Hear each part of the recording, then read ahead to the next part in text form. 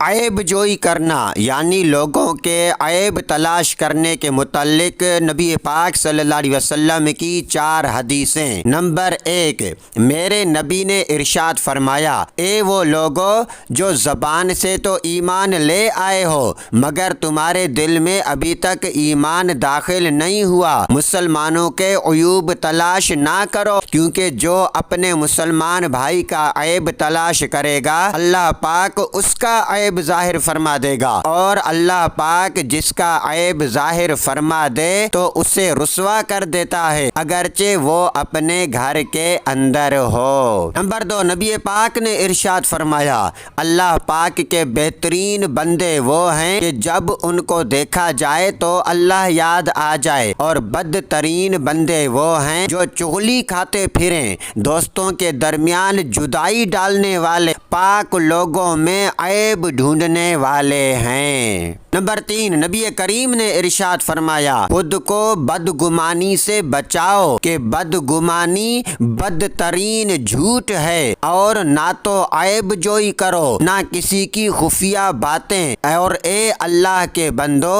بھائی بھائی ہو جاؤ۔ نمبر 4، آقا کریم نے ارشاد فرمایا، چغل خوروں اور پاک باز لوگوں کے عیب تلاش کرنے والوں کو اللہ پاک قیامت کے دن کتوں کی شکل میں اٹھائے گا۔ اپنے مسلمان بھائی کا دل خوش کرنے کے متعلق نبی پاک صلی اللہ علیہ وسلم کی 5 حدیثیں۔ نمبر 1، حضور اکرم صلی اللہ علیہ وسلم نے ارشاد فرمایا، اللہ پاک کے نزدیک فرائض کی ادائیگی کے بعد سب سے افضل عمل مسلمان کا دل خوش کرنا ہے۔ نمبر 2، رسول کریم صلی اللہ علیہ وسلم سے کسی نے پوچھا کہ اللہ پاک کے نزدیک زیادہ پسندیدہ بندہ اور پسندیدہ عمل کون سا ہے؟ فرمایا، اللہ پاک کے نزدیک زیادہ پسندیدہ بندہ وہ ہے جو لوگوں کو سب سے زیادہ نفع دینے والا ہے، اور اللہ پاک کے ہاں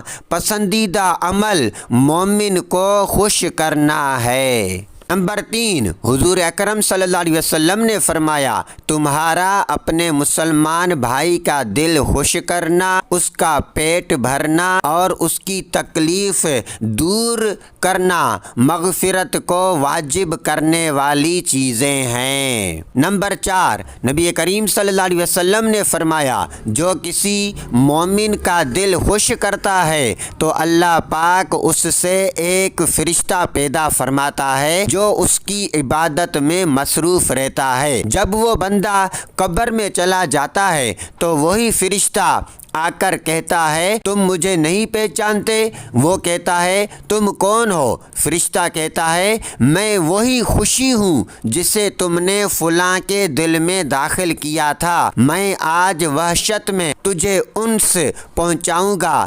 جوابات میں ثابت قدم رکھوں گا، رب کی بارگاہ میں تیری سفارش کروں گا اور تجھے جنت میں تیرا ٹھکانہ دکھاؤں گا۔ نمبر 5، حضرت عائشہ رضی اللہ تعالیٰ عنہ فرماتی ہیں کہ سرکار مدینہ صلی اللہ علیہ وسلم نے ارشاد فرمایا، بے شک جنت میں ایک گھر ہے جسے دار الفرح کہا جاتا ہے، اس میں وہی لوگ داخل ہوں گے جو بچوں کو خوش کرتے ہیں۔ بیٹیوں کے متعلق نبی پاک صلی اللہ علیہ وسلم کی 4 حدیثیں۔ نمبر 1، نبی پاک نے ارشاد فرمایا، بیٹیوں کو برا مت سمجھو، بے شک وہ محبت کرنے والیاں ہیں۔ نمبر 2، حضور اکرم نے ارشاد فرمایا، جس کے یہاں بیٹی پیدا ہو اور وہ اسے ایذا نہ دے اور نہ ہی برا جانے اور نہ بیٹے کو بیٹی پر فضیلت دے تو اللہ عز و جل اس شخص کو